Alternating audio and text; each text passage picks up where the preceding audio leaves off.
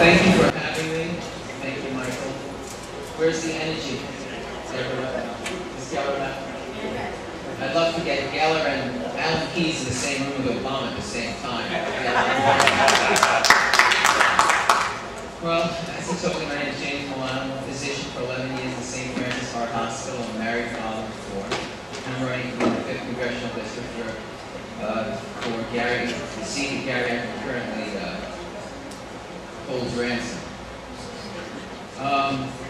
What it really comes down to tonight, as far as the U.S.-Israeli relations, is the following. There are 2 questions. Does Israel have the right to exist as a free and independent sovereign nation? And 2, does the United States benefit from a strong U.S.-Israeli relationship? And the answer to both of those questions is yes. Nowhere in history has there been any written decree that gives any nation on earth, except for Israel, the right to exist. And that right is greater than 6,000 years old. And I'll take a moment to read it to you.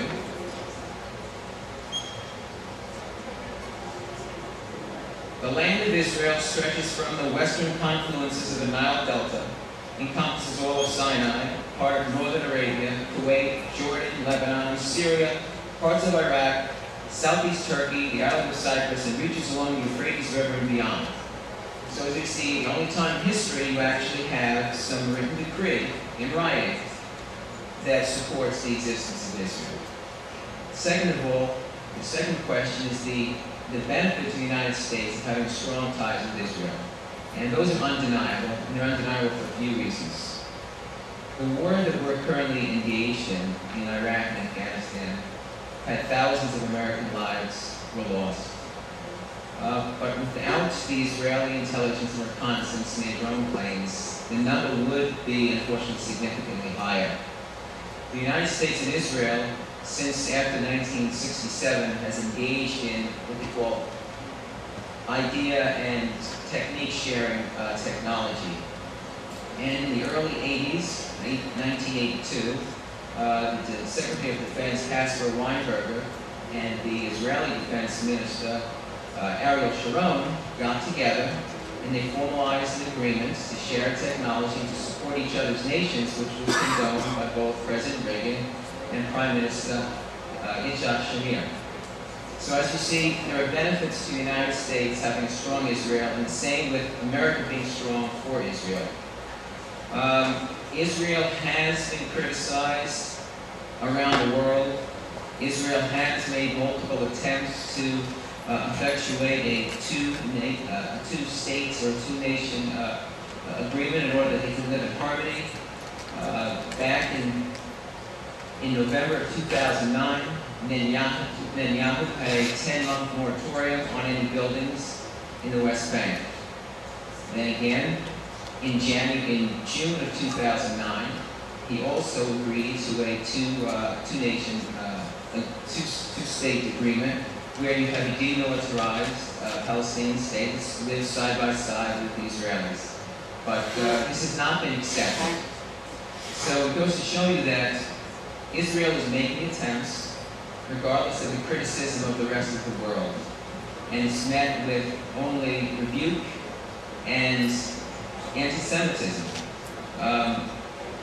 The importance of America being strong financially is also the great support to Israel. What people don't understand is that when America weakens itself by spending too much and raising taxes and crippling an economy, you have a weakened country which then has a weakened military. With a weakened military, Israel stands to lose. And this is the reason why. China is a major power. China continues to buy our debt. We are indebted to China now. China has a thirst for fossil fuel, oil. Where do they get the fossil fuel from? They get it from the Arabian states. So I can actually see, if we don't take bold moves in this country with our relationship with Israel and strengthening our own economy, that there will be a deal between China and the Arab states to move on Israel. Israel will be thrown under the bus for the sake of thirst of oil. And the United States being indebted to China and having a weakened economy and weakened military we only foster a weakening of Israel. So the answer to question 2 is yes, we both benefit. We share technology. We have, twice a year, we have dogfights that occur in the desert, where their top guns and our top guns share in maneuvers, and they learn how to fight more effectively. We also have urban warfare, where the Israeli Defense Force teaches the U.S. commandos how to fight in an urban environment. Israel is very important to the United States, as well as America being very important to Israel. They go hand in hand. The success of one joins with the success of the other. So I stand in support of Israel for common sense reasons as well as biblical reasons. And I hope that we have your support and that we can win in November.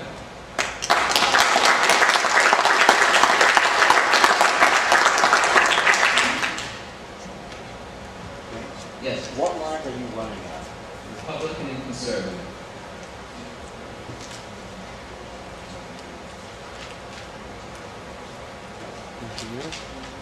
No, sleep.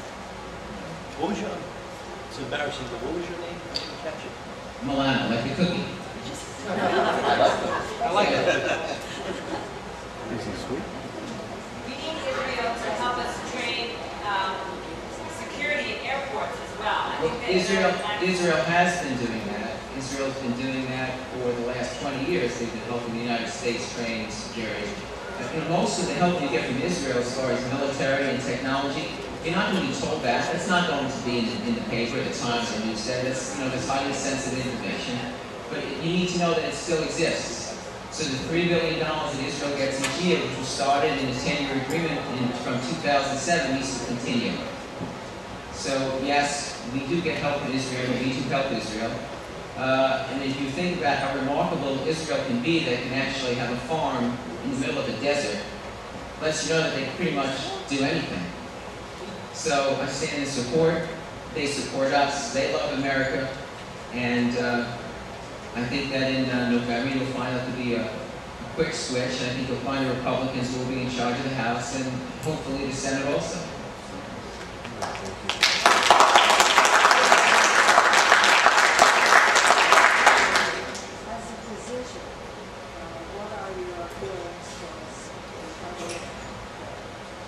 Well, it needs to be repealed and replaced.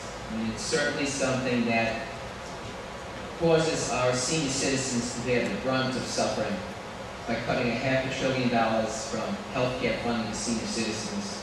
Senior citizens, as they're older, require more care. The rationale behind cutting it is not rational. And it not only affects the senior citizens with their cuts, but anyone that receives insurance from their employer, whether it be a public or private employer, even a union shop, those W-2, on your W-2, you will find the value of your health care plan incorporated into it.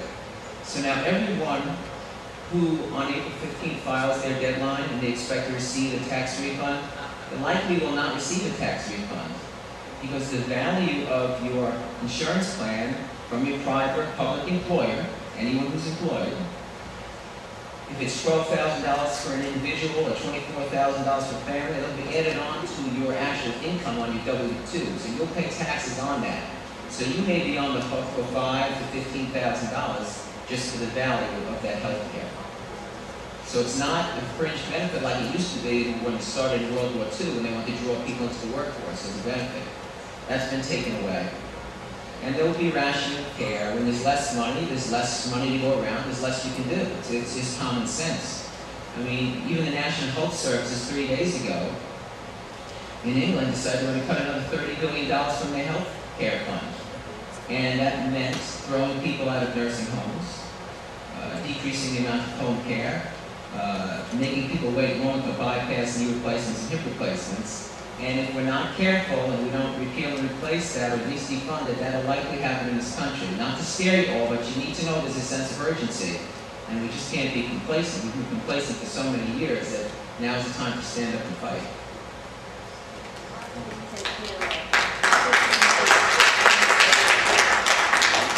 The way to take care of 50 million uninsured people is the following. Job creation. With jobs comes insurance. Higher taxes kill jobs. You cut taxes, you create jobs. No one is denied health care in this country. You may find on TV, they'll say that someone was walking to an emergency room and they saw someone lying on the floor and somebody stepped over that person. Nobody stepped over that person. They received care. People come from other nations, undocumented or illegally, and they'll also have free health care. They'll have bypass surgery. So no one's denied health care in this country. No one. Two things. That whole thing with the cut from Medicare, that's all by design with the Obama administration. Yes. Because that has to do with, he's targeting the youth, and he's basically throwing the elderly under the bus. Right. That's number one. Number two, that whole thing that we were talking about with all the candidates, I didn't get to ask the question, but you're talking about Sharia and the influence of Sharia, which we know has taken root in Europe solidly. What about AIG already having a Sharia-compliant division in full swing? What do you know about that? Well, I know one thing. I know that if you do move to a Republican House, things of that sort wouldn't happen and would be repealed. We can't. Would they go up against AIG? I mean, this is something that's how would they generate a movement? No one is too big to fail. Excuse No me? one's too big to fail. So these organizations, they can crumble, they can be toppled. You let free markets work, and you'll find that society works. People work, people have jobs. You can't put the government in charge of anything. Because when someone named Milton Friedman, I don't know if you ever heard of him, he's a brilliant economist, he said if you put the government in charge of the Sahara Desert, they'll run out of sand.